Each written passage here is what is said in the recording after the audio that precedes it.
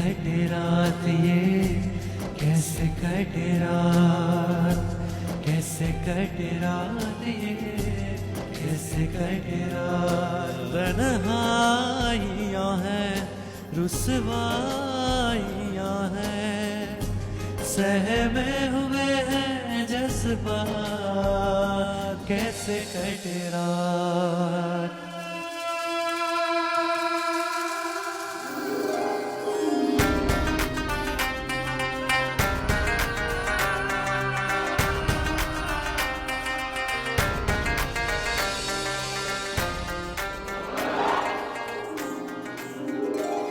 बेटा, ये 7 दिन बहुत ही कीमती है। ये 7 दिन नहीं, बल्कि तुम्हारे लिए 7 इम्तिहान है। हर दिन तुम्हारे लिए एक नया इम्तिहान लेकर आएगा।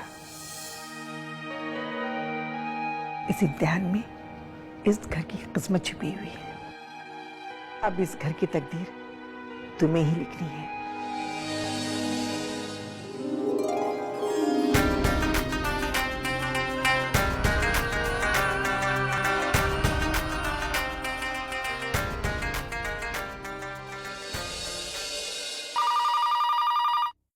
हेलो। हेलो जी मैडम।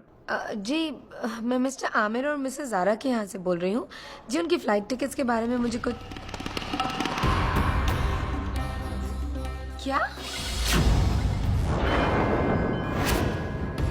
एक्सक्यूज मी, मैं आपसे ये पूछ रही हूँ कि आपने किसकी इजाजत से ये किया? आमिर साहब ने खुद मुझे फोन करके टिकट कैंसिल करने को कहा था। व्हाट? देखिए, आपको जरूर कोई गलतफहमी हुई है।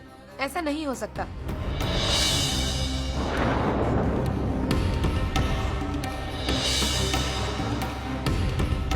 अच्छा ठीक है, आप प्लीज आज की ही दूसरी टिकट बुक करवा दीजिए। नेक्स्ट वीक तक कुछ भी अवेलेबल नहीं है मैडम। मैंने इस बारे में उन्हें पहले भी इत्तला की थी। ये क्या हो गया? मैंने तो ये सोचकर कि अगले 7 दिनों तक आमिर और ज़ारा साथ रहेंगे तो दूरियां नजदीकियों में तब्दील हो जाएगी। आमिर से 7 दिन मांगे थे, मगर क्या हुआ ज़ीनत? टिकटें कैंसिल हो गई? किसने करवाई है? दादी, लगता है किसी और की मिसअंडरस्टैंडिंग की वजह से हमारी टिकट्स कैंसिल हो गई हैं। हाय अल्लाह, कसम खुदा की अम्मी, इस घर की बदकिस्मती पर मुझे तो ताज्जुब होता है। बदकिस्मती हमारे घर का दामन कब छोड़ेगी? अम्मी, अब मैं कुछ कहूंगी तो सब बुरा मान जाएंगे, लेकिन मुझे नहीं लगता कि ये दोनों कभी भी हनीमून पर जा सकेंगे या इस घर को पारस मिल सकेगा। अरे भाई करीम, जाओ सामान वापस रख दो उनके कमरे में।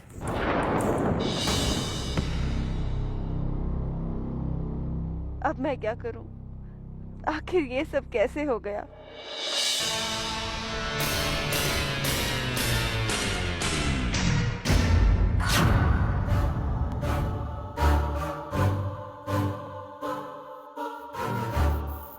अब तक तो मॉरिशस की फ्लाइट आसमान को चूम रही होती और ये दोनों अभी तक जमीन पर हैं। आखिर मैंने इनके हनीमून के ख्वाब को ख्वाब में ही बनाकर रख दिया।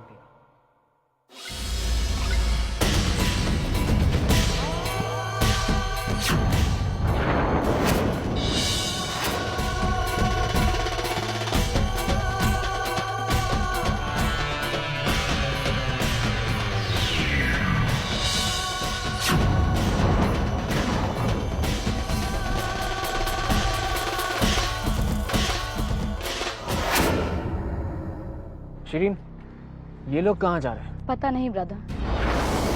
मॉम, क्या आपको भी नहीं पता? खुदा ही जानता है बेटा। पहले जहाँ जा रहे थे वहाँ के टिकट ही कैंसिल हो गए। फिर आमिर ने अचानक अपना फैसला बदल लिया। कहने लगे कि ज़ारा को लेकर हनीमून पे बाय रोड ही जाऊंगा। तो चले गए बाय रोड।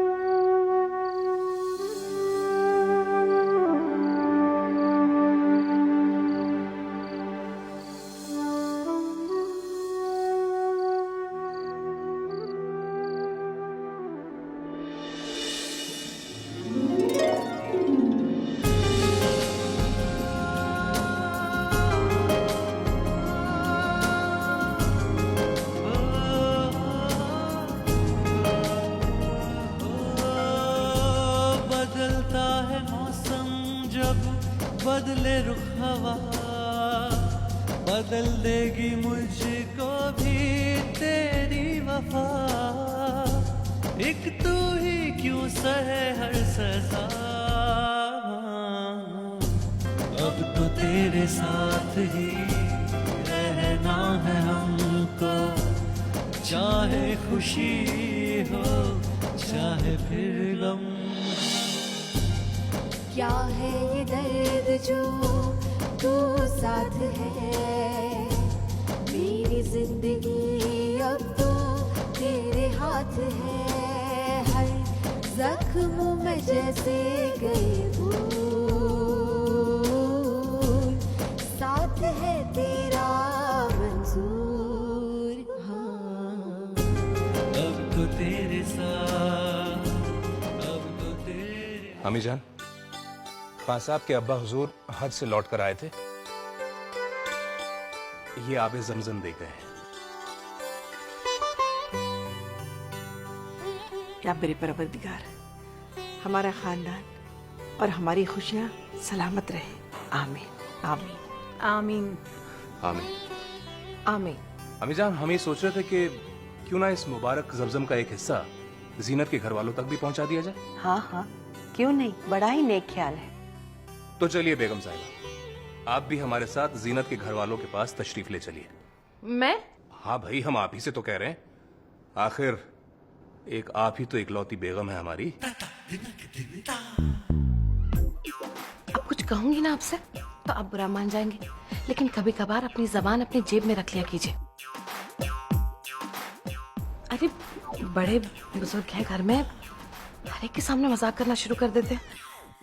एक बार जबान चलनी शुरू होती है आपकी तो बस राजधानी एक्सप्रेस की तरह चलती ही रहती है। अरे भाई बेगम साहिबा, ऐसी क्या गुस्ताखी कर दी मैंने जो इतनी लाल पीली हो रही हैं आप? भाई जीनत के घर चलने के लिए तो कह रहा हूँ, और क्या। देखिए, मुझे आपकी तरह फुर्सत नहीं जो मैं यहाँ वहाँ डोलती रहूं। दुनिया जहान के काम पड़े हैं इस घर में मेरे लिए। गुल बेटा, ये तो ज्यादती हुई ना। आज इतने दिनों बाद तुम्हारे शौहर ने इतनी मोहब्बत से तुमसे कुछ गुजारिश की है और तुम हो कि इनकार कर रही हो। खाला, मैंने कहा ना कि मुझे बहुत काम है यहाँ घर में। अरे तुम जाओ बेटा, यहाँ की फिक्र मत करो। बिल्कुल दुरुस्त फरमा रही है तुम्हारी अम्मी जान। खाला, आप ही कमाल करती हैं। मैंने कब कहा कि अम्मी गलत कह रही हैं? जाना तो मैं भी चाहती हूँ खाला, लेकिन क्या है, जब तक मैं इनसे थोड़ी सी छेड़छाड़ नहीं कर लेती मुझे मजा नहीं आता।